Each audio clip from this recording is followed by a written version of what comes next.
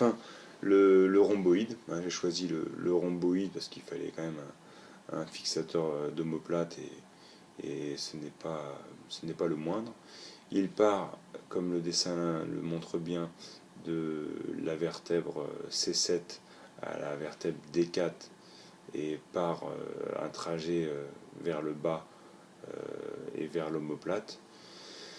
Il va donc s'insérer sur cette omoplate et il va avoir principalement une action sur elle dans un premier temps, c'est-à-dire qu'il va agir sur l'élévation, l'adduction et la rotation interne de l'omoplate.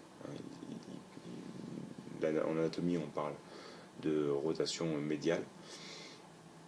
Mais cette action sur l'omoplate va surtout permettre de garantir une stabilité et une solidité des épaules.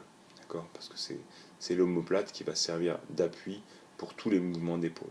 C'est-à-dire une omoplate qui n'est pas stable et une zone entre les omoplates qui n'est pas stable va entraîner fatalement lors d'exercices de poussée tels que le développé couché qui vont imposer des grosses contraintes aux épaules.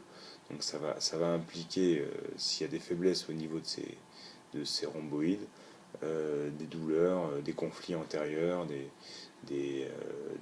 voire même des luxations dans les cas de choc.